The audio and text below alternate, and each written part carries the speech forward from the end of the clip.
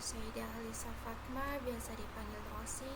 Saya mahasiswi dari Fakultas Syariah dengan Prodi Hukum Tata Negara semester 6, UINSI Samarinda. Di video ini saya akan menyampaikan mengenai sejarah politik Islam di Indonesia, lalu dilanjutkan dengan pembahasan tentang pragmatisme dan konservatisme Islam. Nah, daripada kelamaan, langsung saja kita mulai dari bagian pertama, yaitu sejarah. Oke, jadi gini guys, kalau kita ngomongin sejarah politik Islam di Indonesia, kita tidak bisa lepas dari era Soekarno dan era Soeharto. Di dua masa itu, agama, khususnya Islam, seringkali cuma dijadiin alat politik saja, bukan benar-benar dipakai sebagai dasar nilai dalam memimpin. Yang dimana waktu era Soekarno ada yang namanya Piagam Jakarta, isinya sempat mengarah ke penerapan syariat Islam, tapi akhirnya dihapus karena ada keberatan dari wilayah timur yang mayoritasnya non-muslim. Supaya semua bisa merasa aman dan Indonesia tetap bersatu, akhirnya disepakati buat dicabut. Jadi sejak awal agama itu udah disesuaikan sama kepentingan politik dan persatuan. Nah, selanjutnya di masa Soeharto, pendekatan pragmatis makin kuat. Semua organisasi politik dan masyarakat diwajibkan berasaskan Pancasila, yang dimana aktivitas kelompok-kelompok Islam mulai dibatasi, terutama yang dianggap bisa mengganggu stabilitas politik. Tapi ketika Soeharto kekuasaannya mulai goyah, beliau mulai berpaling ke umat Islam buat cari dukungan. Disinilah muncul yang namanya ICMI atau Ikatan Cendekiawan Muslim Indonesia.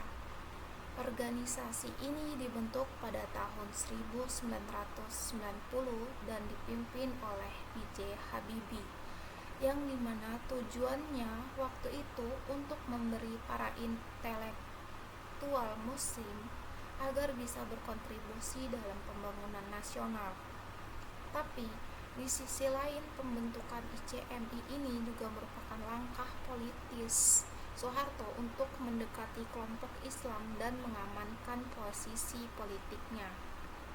Selain ICMI, Soeharto juga mulai mengizinkan seperti pemakaian jilbab di sekolah dan mendukung pembangunan masjid. Ya, sekilas terlihat seolah peduli dengan Islam, tapi sebenarnya itu lebih ke strategi politik buat menjaga kekuasaan di tengah tekanan yang mulai muncul. Kalau dilihat dari pola yang ada, peran Islam pada masa itu lebih sering dimanfaatkan untuk kepentingan kekuasaan daripada dijadikan nilai yang benar-benar dipegang teguh dalam menjalankan pemerintahan. Selanjutnya kita masuk ke pembahasan konservatisme.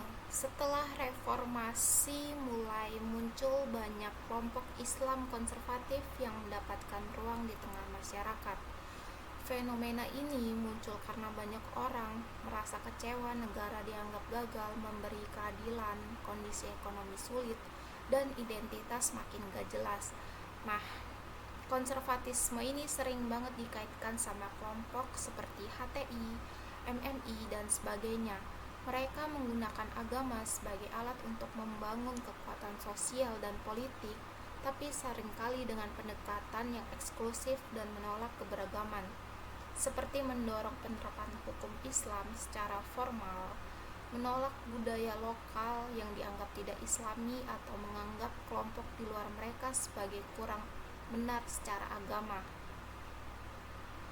Yang perlu diperhatikan, mereka cukup efektif memanfaatkan media sosial. Narasi mereka kuat, retorikanya meyakinkan, dan ini berhasil menarik banyak simpati, bahkan sampai membuat masyarakat terbelah dalam cara pandang terhadap agama dan politik. Sayangnya, kelompok moderat seperti NU dan Muhammadiyah belum cukup cepat menanggapi arus ini, sehingga ruang publik banyak dipenuhi suara konservatif. Jadi di sini saya akan menyimpulkan bahwa politik Islam saat ini banyak dipengaruhi oleh pragmatisme dan konservatisme. Sejak awal agama sering digunakan sebagai alat untuk kepentingan kekuasaan, bukan sebagai pedoman moral yang seharusnya menjadi dasar utama. Namun, penerapan nilai-nilai Islam di Indonesia harus tetap mengakui keragaman yang ada, karena Indonesia bukan hanya masyarakat muslim, tetapi juga terdiri dari berbagai agama dan kepercayaan. Islam seharusnya menjadi pedoman bagi umatnya, namun juga harus menghargai kebebasan beragama dan menjaga harmoni antar kelompok.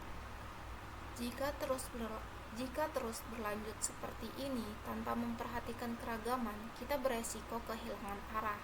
Islam bukan hanya simbol atau alat politik, tapi mengandung nilai-nilai yang bisa dijalankan untuk mendorong keadilan, memperkuat persatuan, dan membawa kebaikan bagi semua. Sekian dari saya. Semoga apa yang saya sampaikan bisa menambah wawasan dan bikin kita mikir bareng-bareng soal gimana sih seharusnya politik dan agama jalan bareng di negara yang beragam seperti Indonesia. Terima kasih sudah menonton sampai akhir. Jangan lupa like, komen, dan share kalau menurut kalian bermanfaat. Wassalamualaikum warahmatullahi wabarakatuh.